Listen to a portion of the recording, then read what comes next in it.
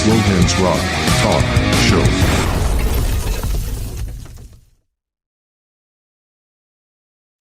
But John, thank you so much for making a little bit of time out of your afternoon to come onto the podcast and speak to myself about all things music. I was actually thinking, what will I speak to John about? Because you've done a lot of interviews over the years. You've done a lot of podcasts. I was watching podcasts that you've done very recently, even just a month or 2 months ago, you were doing podcasts as well. So I thought it might be interesting to speak to you about music in general and maybe get the opportunity to ask you some questions you might not have been asked before. Today's episode is sponsored by Drumport. Drumport are known as a distributor for high-quality musical instruments, including their innovative Stomp Tech product line. A must-have for all musicians looking to expand their sound whilst keeping full control of it. I have mine here. Make sure you check out Drumport at www.drumport.de and get your own today. Now back to the video. That's the challenge is on you, buddy. So let's find out if you can do it. Yeah. Let's get some different questions here. To make it easy, John, I'll start where I start with everyone. So going back to the very beginning, where originally were you brought up? Well, I was raised in a little part of East LA called El Sereno. It's just a little part of LA City, but it's like one of the eastern parts of the East LA area. And that's where Gonzo, Phil, and Joey and myself all grew up. We grew up around a couple blocks from one another. So we've known each other, the guys in Armored Saint and I, since we were pretty much like 9-10 years old, which is crazy. It's a neighborhood that's primarily Latino neighborhood. I was a minority actually myself because I was one of the güeros, as they say, the white boys that grew up there.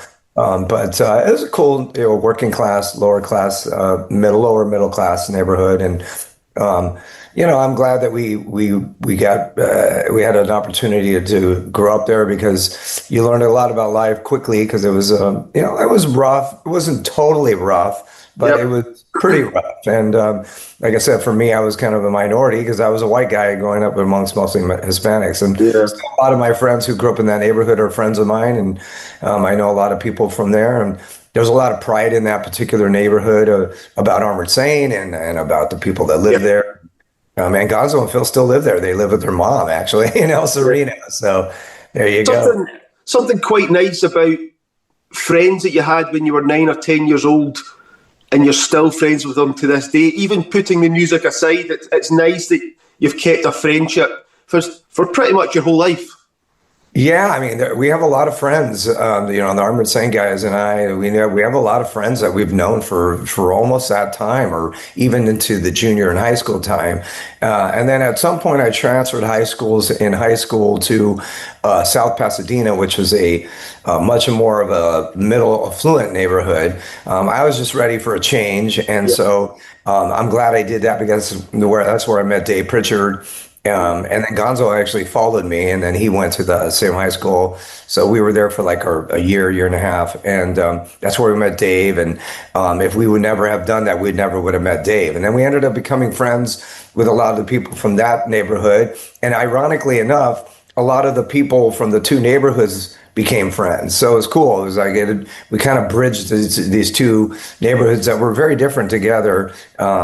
Even though they bordered one another. So, but it was funny. There's a joke because there's an area in South Pasadena where it actually connects to El Sereno, but they built a wall there. They literally built a wall so you couldn't drive it. You could walk it, but you couldn't drive it. They put a wall where the streets connected. So, I mean, we had our own little Berlin Wall there for a period of time. It's probably still there actually, but it's kind of weird and it wasn't very cool. But in any case, it was a cool area to grow up in, and we were still only about like 15 minutes from downtown LA and maybe 30 minutes from Hollywood. So we were still close to all the happening areas in LA. See, when you think back to when you were growing up, were you exposed to music from a young age? And if so, where did that come from? Was that parents or siblings? friends? I had two older brothers. My one older brother was into music a little bit more. My middle brother was more into like plays and stuff like that. And so he got into that music, and pop music, but we all listen to music. But my older brother exposed me to Black Sabbath and Led Zeppelin, Right. which I'm proud that he did. And then my parents had one of those big giant record players that looked like a piece of furniture. A lot of families have them. I'm sure whether it's in Britain, Europe, America, it doesn't matter. Everyone had one of those. It was, like I said, it was like a piece of furniture, but there was a record player inside of it. Didn't sound so good, but it looked cool, and it's where I played music, and I played the Beatles and Zeppelin, Sabbath, and then of course all the bands that followed. And my parents had some cool records. They had some like Dean Martin and Frank Sinatra and Engelbert Humperdinck records, and I dug all that stuff, and I still do. It's all about listening to lots of music. That's what I always tell people. To me, it's really imperative to listen to lots of music. And if I was, giving advice to a new band or young people learning how to play, I'd say listen to everything. Don't just listen to metal. Don't listen to everything. Listen to jazz. Listen to R&B. Listen to classical. Listen to big band music. Listen to pop. Listen to bluegrass, country. I mean, there's everything, man, because there's just a lot of really killer music out there. Not every band associated with that is great, but. Yeah. It's amazing though, when I think back to when I was growing up, there was so much music I disregarded because being a teenager, it was just metal. I love metal music, and it's not until you're a bit older, I still love metal music, but you then discover all this music that was out even at the same time you were growing up, and you just disregarded it, but you eventually come around to it and you realise actually there's a lot of great music out there, and it's not just metal. Metal's just right. Well, I mean, you want to be part of your peer group, so that's the reason. And you're rebellious, so you're like, that music sucks. This whole Iron Maiden, Motorhead. So of course, it's very normal and natural for people in their teen years to feel that way about music, and then you get a little older and go, hey, well, this is kind of cool. I like it. Although I must admit, not giving ourselves any praise, but we did like a lot of music. Even then, we were listening to some cool pop music from the 70s, which is still some of my favorite artists. I mean, we loved Elton John and The Sweet and Chicago and you name it. And I loved a lot of old school R&B bands even back then. I was a big fan of, still am, of like Earth, Wind and Fire and the Gap Band and the Commodores and Stevie Wonder. And then all that stuff had a big influence, as much as metal did through the years. But nevertheless, when we were going out in Hollywood to see bands, we were putting on our Maiden shirts. I wasn't wearing an Earth, Wind and Fire one. That would have been pretty cool and forward, but I didn't. It sounds very, very dramatic, that music can change your life, but it can change the path in which you're walking down. And I still remember to this day, I think I would have been 10 years old, and my friend came down to the house with a cassette tape, and it was a copy of an album. He said, put this in, and it was Metallica's Master of Puppets album.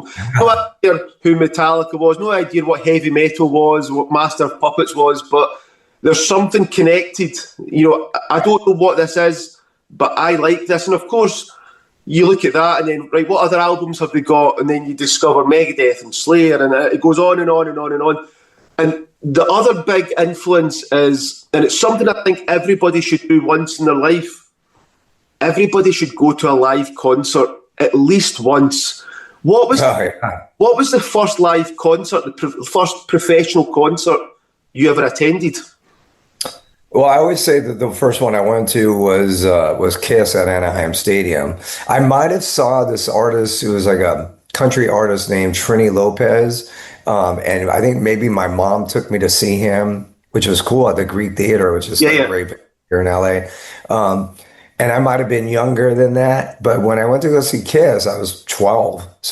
And that was at Anaheim Stadium. And that was Kiss and Ted Nugent, and I was at the big stadium where the Angels baseball team plays. And right. that was Destroyer tour, and we went and we were just enamored with Kiss, of course, like a lot of people at that point, and we went, and it was crazy. It was eye-opening. All these people with their faces painted.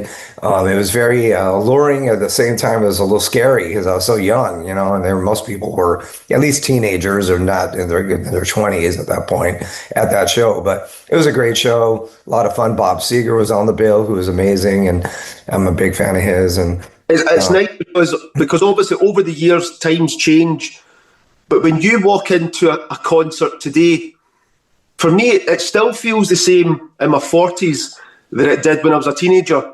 I still get that excitement, that feeling, waiting for a band to come on stage. And there's something magical about 2 hours of music. If you've got troubles going on outside with your life, you forget about them for 2 hours. And all the troubles that you see in the world, religion, the colour of somebody's skin, all that sort of nonsense, it completely disappears. Everybody's on the same page. It's a magical thing, and you sometimes think the world would be a better place if you could take that outside of the concert venue, and it's a great thing that I think everybody should experience at least once in their life. Yeah, I mean, it's you get enthralled in what's going on, and the fans, and the power of the band, regardless of what band it is, and the venues. I mean, on this last couple tours that we've done, I've taken so many pictures of it, and we were just in Britain, and the venue in Newcastle, and no one's in there, and just taking a picture. I'm like, look at this place, man, it's awesome. And felt that was the same way throughout the States over the last couple tours we did, because we played some really cool theaters, and just you get caught up in the venue, and then once people start coming in, and then getting excited about playing, and it's just all of that. It's really great. So and whether I was a kid going to clubs, because we started going to clubs after a while, and or bigger venues, a theater, or stadiums, or arenas, it was always a really exciting time to be part of that. So yeah, I mean, you got to love music, man. You have to. It's a vital part of all of our lives. Yeah, and obviously you're a vocalist. Do you play any other instruments, or has it always just been vocals? No, I never really did. I mean, I can dabble a little bit on some drums. I could play like a cool Frank Beard ZZ Top beat. That's about it. Yeah. I can play a little bit of bass, but I'm not very good. But I just concentrated on singing through the years. Why did you pick vocals then, and not guitar or bass or drums? Yeah, right. Well, I actually did start with bass. I got a bass. My mom bought it for me, and it was a cool Fender P bass. And I started taking lessons, and I just wasn't gravitating to it. And then eventually I asked Joey if he wanted to buy it from me. And because he had played guitar, but he was kind of interested in bass, and so he goes, "Yeah, I'll get the bass from you," and he still has that bass to this day in his house. So, 45 years, 50 years later, when he bought it from me, and then at that point, I was going, "Well, what am I going to do here?" And I think that. Of course, I wasn't a great singer in my junior high to even my high school years. I mean, you're still going through puberty, so you're still trying to figure out how your voice is gonna change and stuff. But I did, I guess, take to the idea of being a front man, and maybe just got caught in that particular idea of being a guy who's running the show and using my voice, and then trying to develop my voice through the years. And it wasn't until my early 20s when I say my voice kind of started really kind of developing into a sound. And that's, or that's what I always say when it comes to singers, or all musicians, but singers in particular.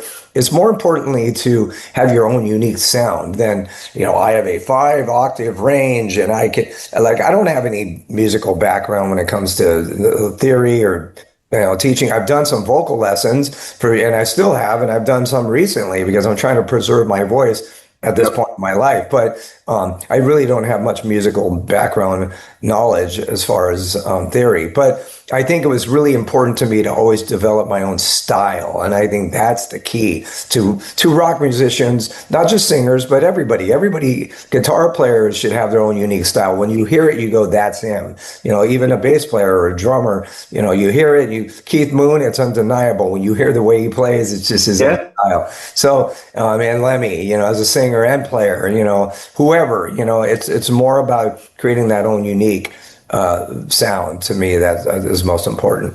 When you think back to then, when you decided, I'm going to be the singer, I'm going to front the band, whatever the band might be that you're playing in, who would you have said was some of your early influences with regard to, I like that front person, I like what they're doing? Who did you kind of look up to?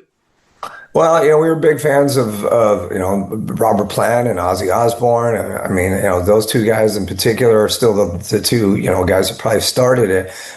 Maybe even McCartney and Lennon, because I was listening to early Beatles when I was really young. But eventually, once we got into a little bit more into hard rock and metal, it was guys like Halford for sure, and Dio, of course, and Phil Mogg is one of my favorite singers from UFO, and I love Phil Lynott, and you know, even Brian Connolly from The Sweet, you know, he was a rad singer and cool frontman, and you know, and then it would, you know, it wasn't just metal. I mean, guys like Elton John, and he had the rad persona, and you know, David Bowie. So any of those guys just had their own kind of cool uniqueness. I was drawn to all that stuff. When you think as well, 1982, you co-found Armored Saint. And I had a quick look at the history as well. So 1983, Armored Saint EP comes out. 1984, March of the Saint album. 1985, Delirious Nomad album. 1987, Raising Fear album. 1988, Saint Will Conquer album. 1991, Symbol of Salvation album. That is a busy Good job. You're writing, recording albums. You're doing a lot of touring in between. When you think back on that initial 10-year period, does it feel like a long time ago now? Does it sometimes feel like yesterday? Well, you know, we were lucky. When we started, we actually were really young. You know, I mean, Armored Saint, we put out our first EP, the 3-song EP, when we were all like 19. Yeah. So, and probably recording it, we were 18. And then March of the Saint, by the time we actually put it out, but by the time we were recording it, we were like 20. And the average age of the band was, Phil's always been a little bit older, of course, but not by much, maybe 2 years. And then the rest of us were all the same age. But, and then March of the Saint, when we were out touring for that album, we were like 21. We probably were old enough just to be able to go into bars at that point, in most places. So we probably would have got in even if we weren't old enough, because that was our style. But in any case, you know, we were really, really young, to the point where I always make the joke, by the time Raising Fear came out, and then we knew that we were probably not going to make another record at that point with Chrysalis Records, and we were probably going to get dropped. We were very fearful, but we were like 24, 25 years old, and like going, and we already had so much under our belt. So I know we were fearful of the future because we were probably going to get dropped, but we were so young. A lot of bands don't even get started till then, you know. So we already made 3 records and toured all over the world. And so, there's a rock band over here called Therapy from Ireland. Oh, I know Therapy. Yeah, and I was talking to Michael from Therapy, and I kind of done the same thing. You know, went through the first 8 years of the band existing, and he was laughing because he was just saying it sounds crazy when you think back on it now, but he says at the same time, he says, you know, we weren't married, we didn't have kids. It was just, you were young enough that you were just, that was the time to do it. You were ready to go for it. He says, but in hindsight, you also can see why a lot of bands burn themselves out, because they are so busy, especially within the first 10 years. But he's saying it's like when opportunities present themselves, you need to grab them. Yeah, exactly. And you're young and you really have no responsibilities and you're not really too concerned about money because you don't pretty much have much. And so you're not worried about doing anything besides just going and seeing shows, playing shows, meeting people, rocking out, drinking, whatever else. And just having a lot of fun. It was my wife and I were watching the documentary here on Wham. And, like him or not, I mean, I love George Michael. He was an incredible singer, like really pretty much like a savant. He was that good. Yeah. But it was crazy because they did this final show at Wembley as to say, this is our final concert. And, they're playing Wembley Stadium. And it was 4 years. It was 4 years from their front to their back when they started and it became big and then ended. And it's like, what? Like it was, I mean, that's nothing. Like some bands take 4 years to write, record and do one tour, let alone say, we're going to start, put out a few records, and then we're going to say, this is our last show. And it's at Wembley Stadium, by the way. So I was just like, that's insane, man. So it's just wild. It's crazy because one of my favourite bands is The Doors. The Doors were in existence for maybe 5 years at most. And out of that, they got 6 studio albums, something ridiculous like that, a few live albums, toured, done all the stuff. And you see bands nowadays, 30 or 40 years, and they're still on the go. It's something that's nice about today because back, for example, my dad's generation, he would have liked a band, but he could never have went to a concert with myself to see them because the bands back then, they didn't last that long. A band that I fell in love with in the the 90s, the 80s or the 90s, I can go to the same band with my children now because they're still, it's quite a nice thing. Well, it is amazing. I mean, now you look back and, the Stones are still playing. The Who just played. I mean, Maiden, Judas Priest in the heavy metal world still playing. I mean, we just toured with Michael Schenker, which was amazing. And, huge fans of him. And we just did 2 weeks with him and he's out there playing UFO stuff. And we're just jaw dropped and how incredible he is. And here he is. He's been around for a long, long time. So he started in UFO when he was like 18, I think, his first album, phenomenon. So, it's crazy. And I'm 62 and like when I started, when we did that and like put out our first record, say March of the Saint, I don't think we ever had the vision of being around this long. And here we are actually doing it. And yet the weird thing is the Stones still are. So it's like, it's hard to even fathom it, it's crazy, but yeah, I think they're kind of near the halfway point. Yeah, I know it's wild. So, and then, we lost a lot of peers at the same time, a guy like George Michael who died way too young and, you name it, there's a lot of people who, Dave Pritchard died at 26. We've lost a lot of people, and it's a shame, obviously. So if you're lucky enough to have a career where you actually can get into your 50s let's forget that. Let's say 30s even, because that would be a milestone to some degree for some bands. Because a lot, Jim Morrison didn't, Amy Winehouse didn't, Hendrix didn't. They didn't even make it to 30. Then you're in your 30s, you make that. It's like, I've been around for a while. I'm a veteran now. Let alone getting in your 60s, which is where I am, which it's like I feel good, but I can't deny my age. And then you guys, the Stones and the Who are in their 80s and McCartney. It's just like, what? So I kind of use them as inspiration going, well, they're still going. Granted, it's not metal and it's a little different beast, but Mick Jagger he's a phenomenon. That guy is like, it's weird. I saw the show recently and I was tripping out. I'm like, that guy's an alien. He's not of this planet because his energy level from the immediate moment till the end is just nonstop. It's just unmatchable. You still have Iron Maiden and AC. Incredible. Generation before like your Metallica and Armored Saint, all that sort of thing. They're still putting on a great show. Amazing. And Dickinson is incredible. He's such a great singer and awesome energy. I look at him and go, I marvel at him. So, it's all that's cool because it's an inspiration for the people and their peers of their age. And then, of course, for the younger fans, they could look and go, look at these guys are still going. So, we have a lot of peers, whether it's Anthrax, Metallica, Death Angel, Testament, all these are guys, that we all kind of came up together and we're still going, so it's pretty exciting to keep doing that. And obviously, you can't, I guess. Yeah.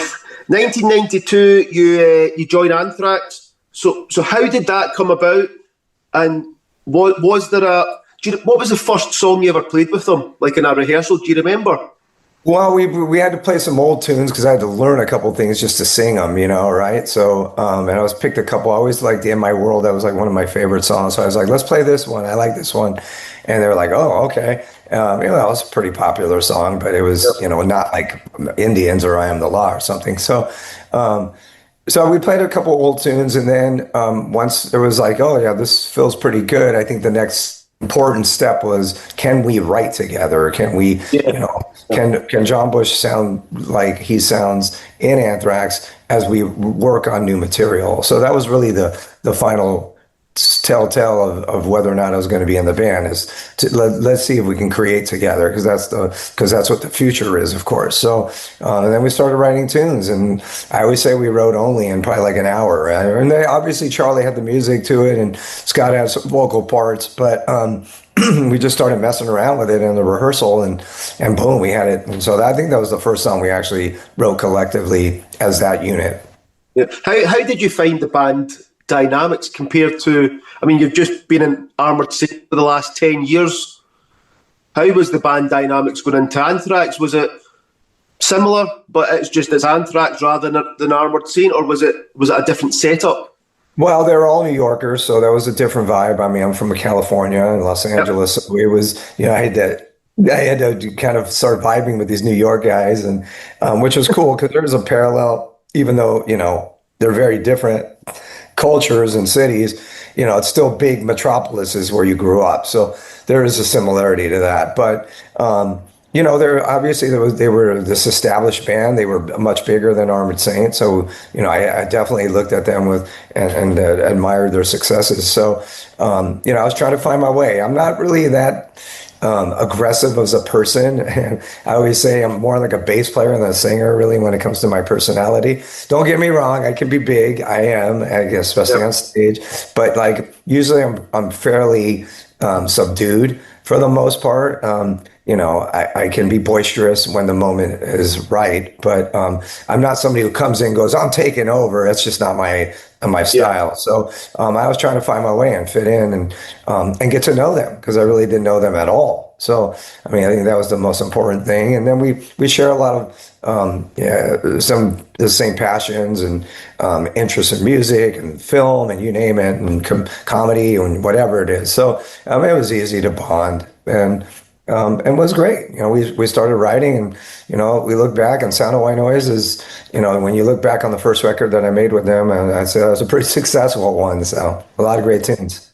But you think Armored Saint, Anthrax, a few other bands as well. You've obviously been very busy, but you've been in a band setup. In your opinion, what makes a band work? And I don't mean in terms of success, but what makes a band work? Does a band, for example, need a leader? Well, absolutely.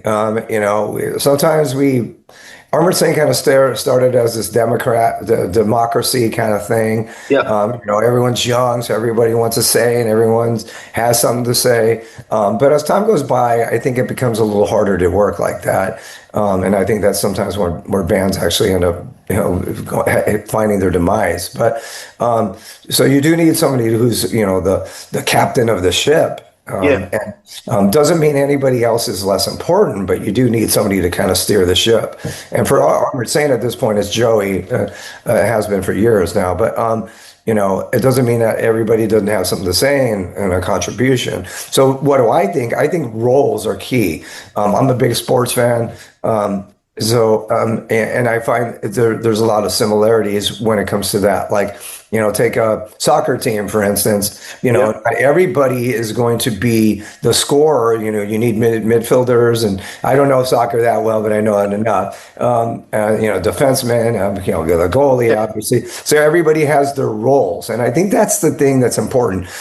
Everybody in a band has a role, but they may not be equal in terms of the contributions or even the doing publicity or you name it, but it doesn't mean that everyone doesn't matter in some capacity. And I think that's when bands have those, and those are very locked in.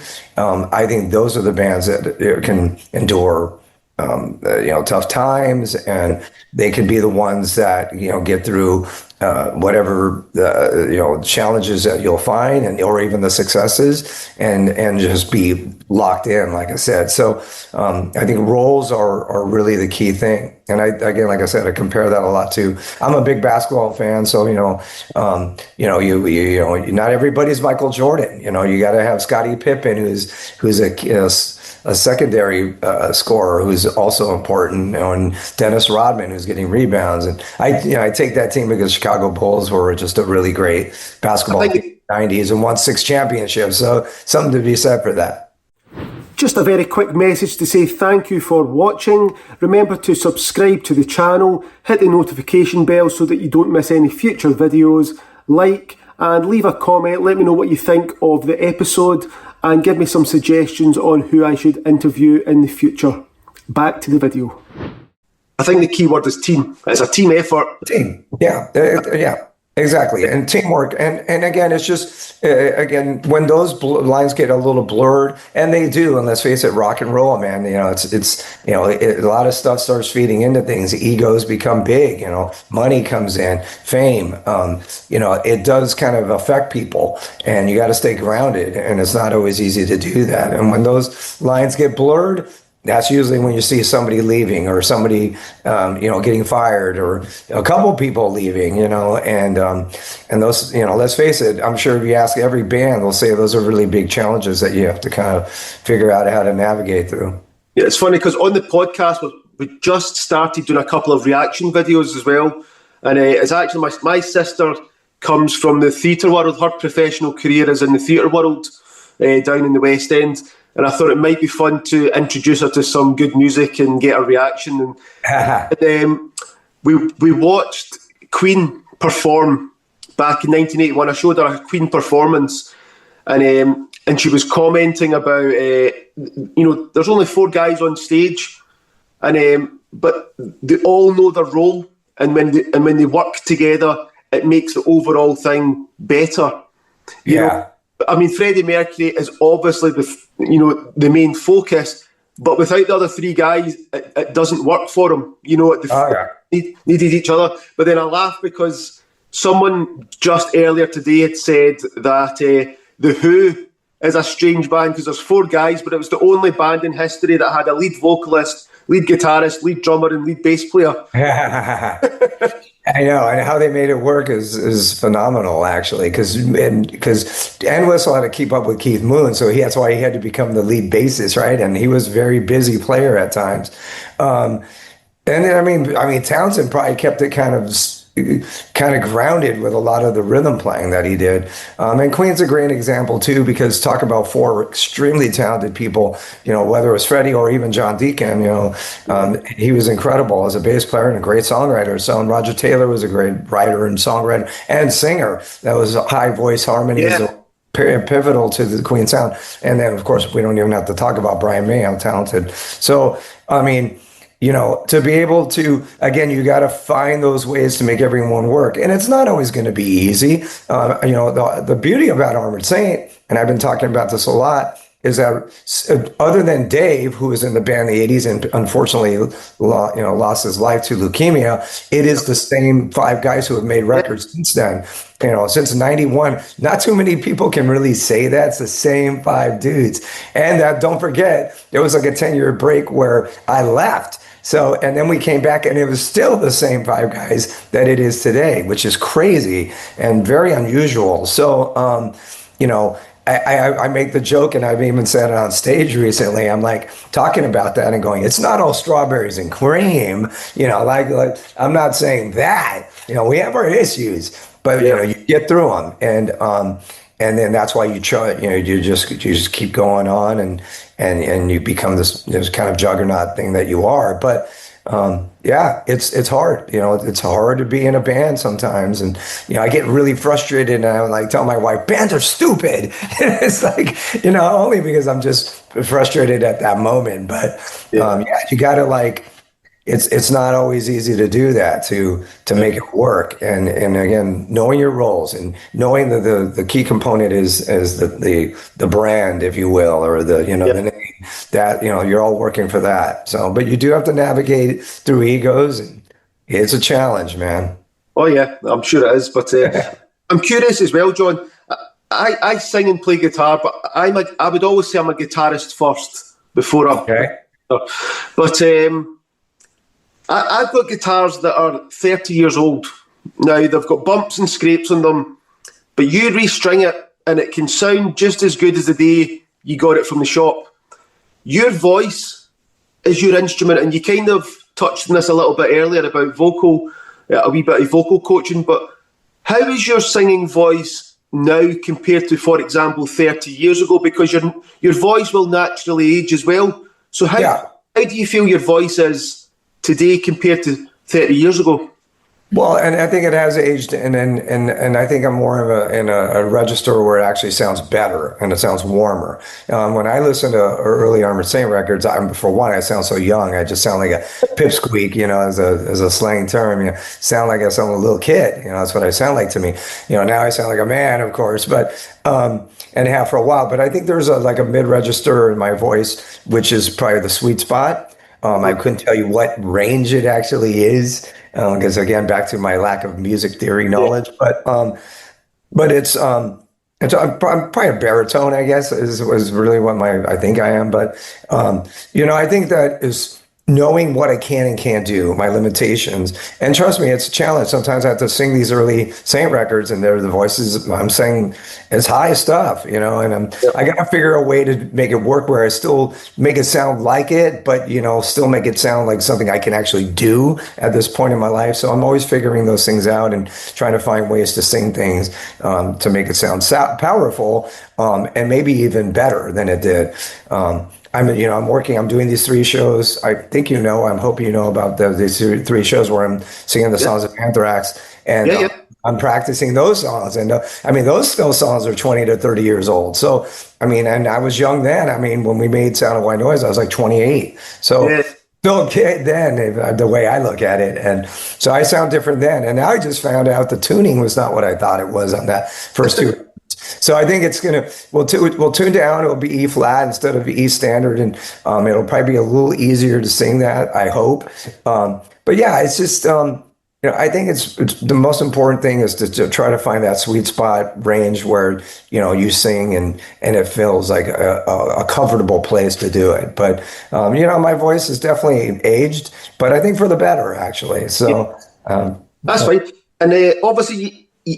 You said that vocals is your main instrument. When it comes to songwriting, how do you have a preferred method in how you like to write a song?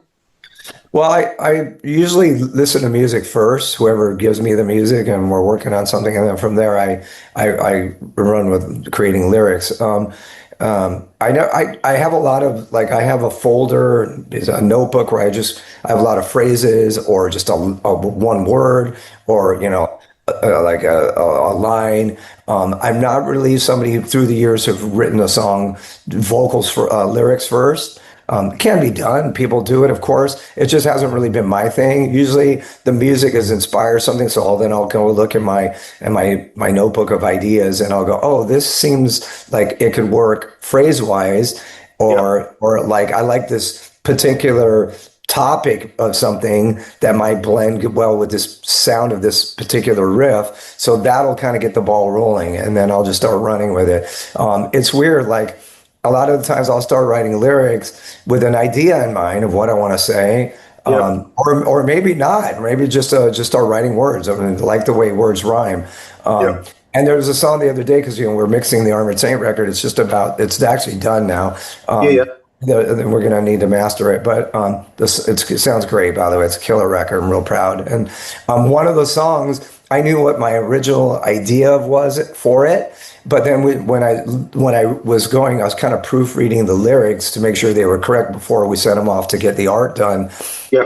I was like, wow, now this song sounds like a different meaning to me, and it sounds like this meaning to me. And I'm like, well, that was what I thought about when I wrote it. So, Yeah. but I mean, I love that, So I love that, years later, you can go, well, this song kind of almost means this. Or a lot of the times fans are telling me, I get this from this song. Am I correct? I go, well, yeah, you're correct because you get that from it. So I've told Joey that on this new record, I'm not gonna talk about the lyrics. I'm not gonna tell people what the songs are about.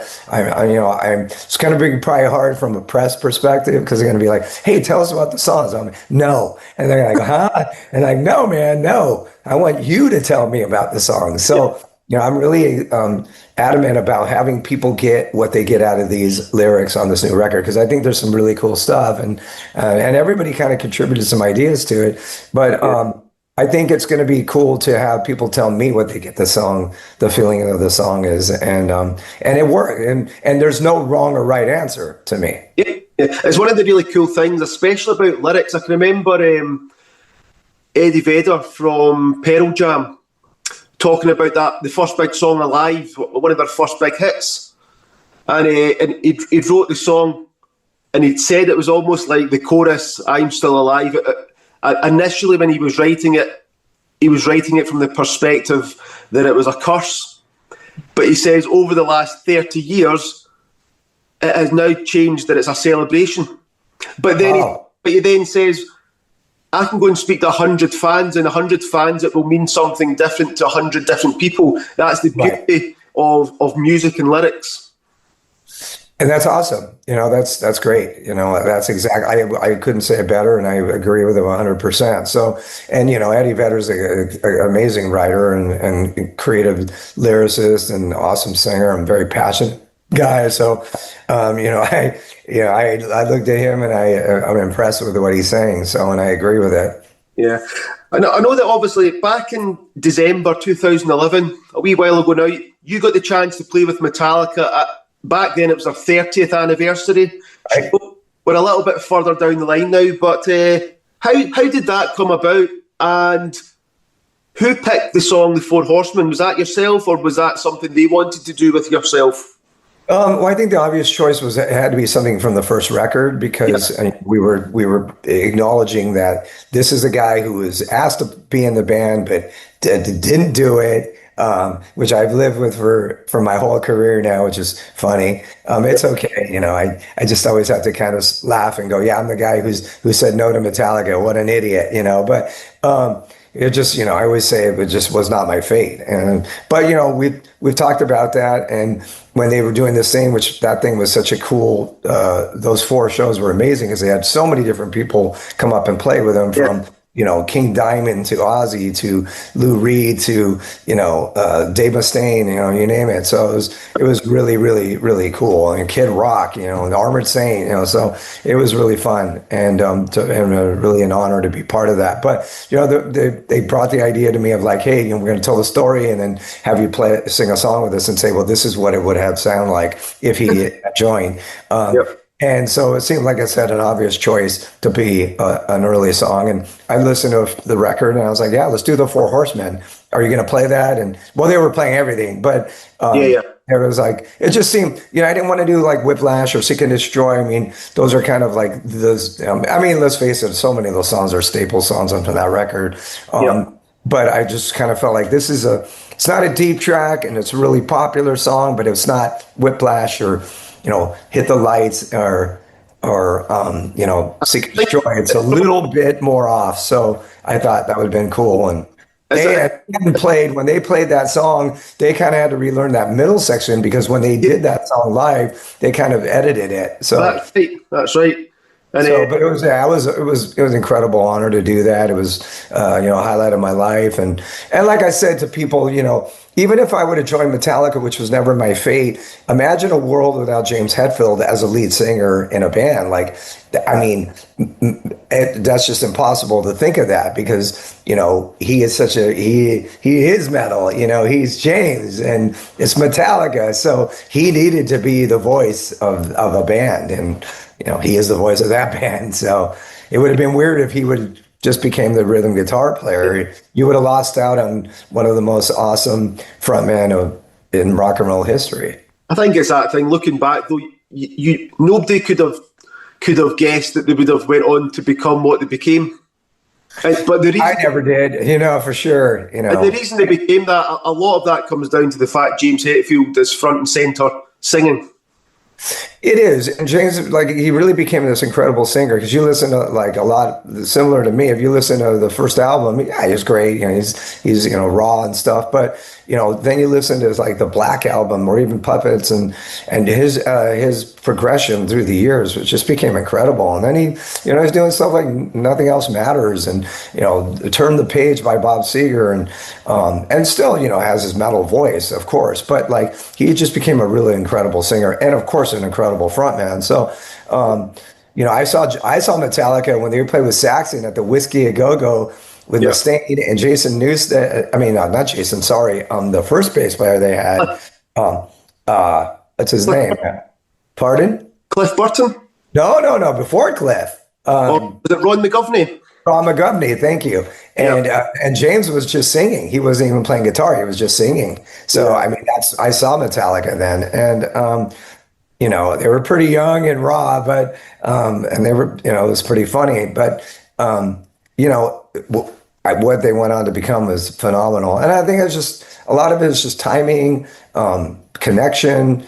You know, it's just it was meant to be. It was just their destiny. So it's funny that I was talking with a vocal coach not too long ago. I had them on the podcast, and they were saying there's a lot of people come to them and they'll say who's their influences, and if it's the rock music, you know, James Hetfield is mentioned a lot of the time, but people compare themselves to James Hetfield now, but they have to remind them. But when Metallica first started, he wasn't a great singer, and he would say that himself. It probably took him about 10 years to find his proper voice, and get, you know, learn what his voice is capable of doing. It'd be the same with yourself. It'd be the same with every single singer that's out there. It takes time.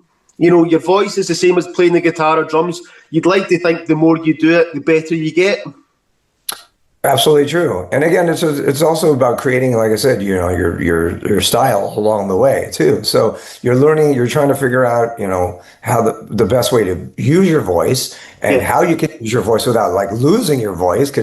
And when you're playing hard rock or any kind of rock or metal, I mean, it's taxing. It's a very physical, demanding thing. Believe me, I know. So like, you know, trying to figure it out, how to do it, how to create stamina, how to, you know, endurance, and then trying to figure out how to work with singing harmonies and melodies and with singing in pitch, and then, you know, kind of trying to create your own style. So, you know, singing is very physical. It's different from, I mean, guitar playing is sure. There's your arms and hands, and certainly that is demanding on your hands and your fingers and stuff. And drumming is an extremely demanding physical sport, if you will. But singing is a little different because it's just all here. It's all this. So, it's, you know, it takes time to kind of figure it out. To know what's the best way to utilize your voice and bring out your style and have the endurance and all that stuff. And you figure it takes time. The one excuse that every other musician can use that a vocalist can't is they can blame their instrument. If they get a wrong note, strings are out of tune. These are old strings. These sticks are broken.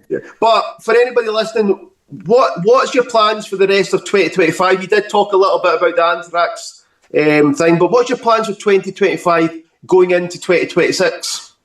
So I'm leaving tomorrow actually to go on a cruise. Well, actually, I'm doing a couple shows with the band Category 7, which I put a Yep. record out last year. We're doing one just kind of like a warm-up show in Florida, and then we're doing the Headbangers Boat Cruise, which is basically the Lamb of God cruise. So we're doing that, and that's going to be fun. We're going out and playing a show on that, and this warm up show, and then we come back, and then that's when I start focusing in on these 3 shows that I'm doing, celebrating the songs of Anthrax the 4 records that I made. The Yep. whiskey show is sold out already, which is really exciting, and we're playing St. Charles, which is outside of Chicago, which is always just a great market, and then New York, had to play New York, of course, right? So, and I'm going to be really focusing on that, and just I know the songs that I think I want to play. I've narrowed it down to about 20, 25. Yep. This band is like going, wow, man, that's a lot of songs.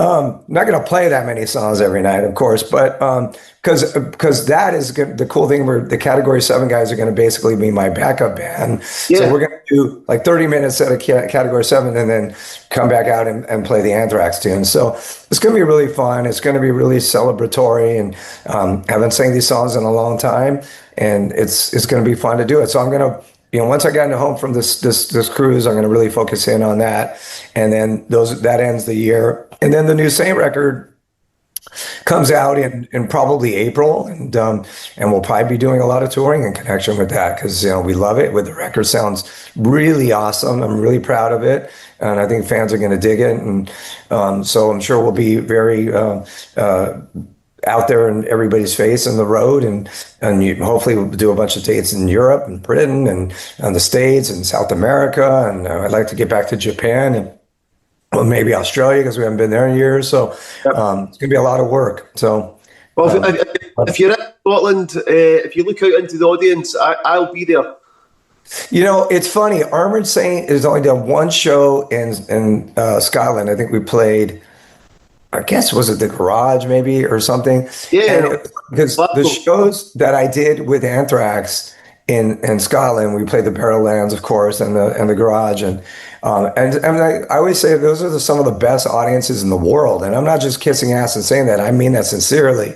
Yeah. Because Scotland is just they're just incredible crowds. They're phenomenal, and it was a bummer because one show we did there was Saint. It wasn't a good show. I think it was just it was just kind of poorly attended, and maybe it just wasn't promoted properly. But it was really disappointing. And I always tell everybody, I was like, we got to go to Scotland, man, because that is some of the best audiences in the world, and I mean it. So hopefully we're going to catch up and finally get a chance to do it properly, and maybe we could support somebody there. We just did these 3 shows with Wasp in England, and it was great. We played Newcastle for the first time, and that was an awesome show. And then Manchester's always awesome, and then the London show was great because we got to play Hammersmith Odeon, and it's not called that, I know, but it was still the Hammersmith Odeon to us. I had a couple technical issues, which was a drag, but it was still so phenomenal to play that venue. And so, there's a lot of work in the future here. That's fine. Well, John, before we finish up, I'm going to ask you some fun questions. I'll ask questions. You tell me what pops into your head, okay? Okay. So imagine you could go back in time, anywhere in the world, big concert, small concert. What is the one concert that you wish that you could have attended?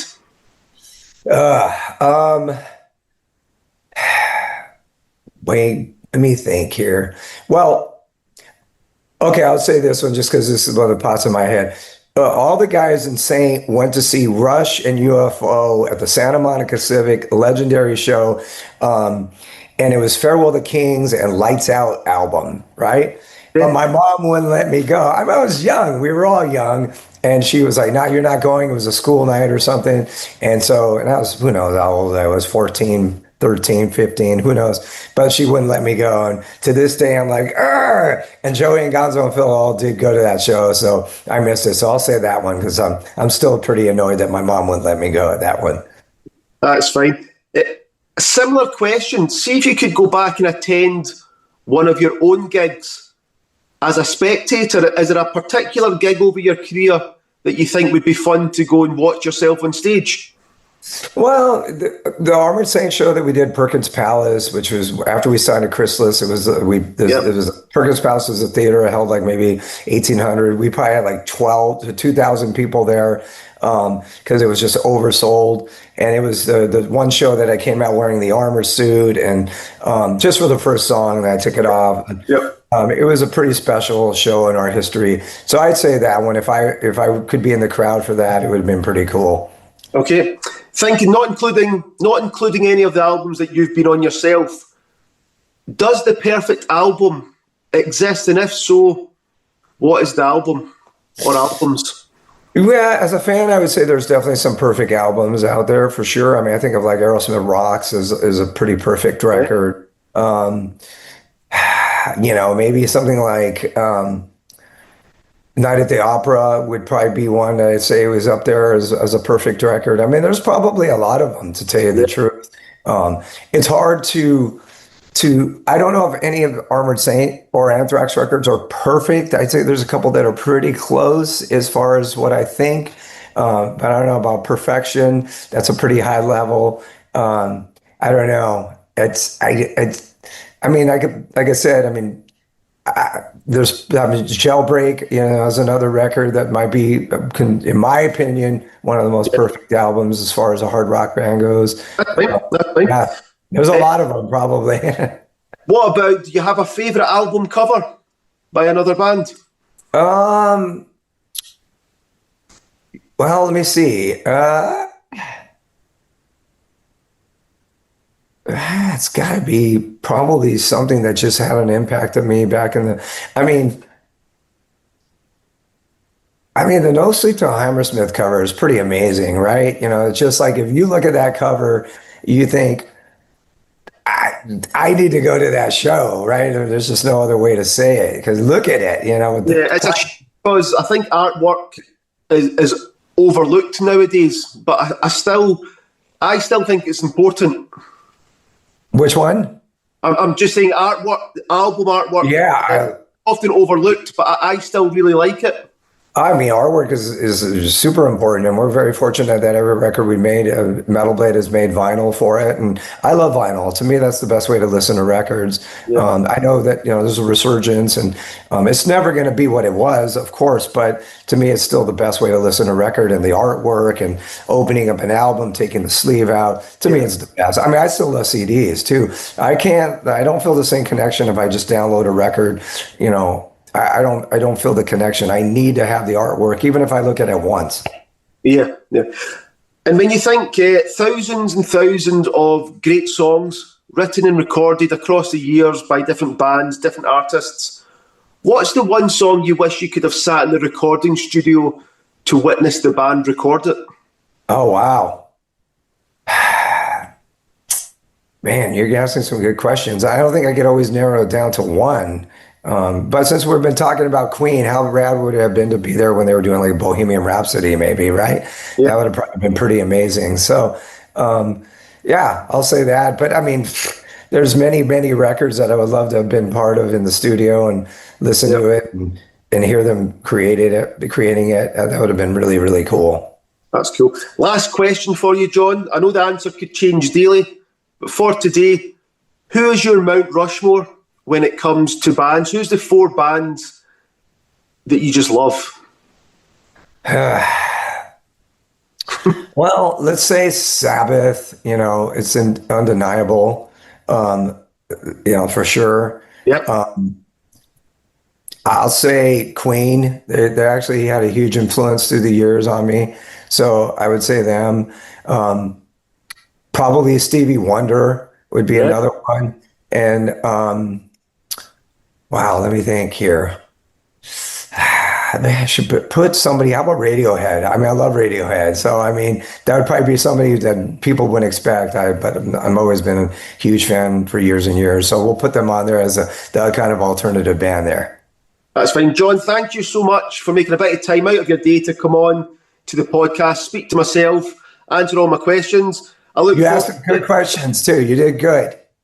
I look forward to reading the reviews of the Anthrax gigs that you've got, the songs that you're going to be playing, because you've not decided. And I look forward to hearing the Armoured Saint album next year when it comes out as well. And if you are across in Scotland, you will see me out in the audience as well, cheering you on.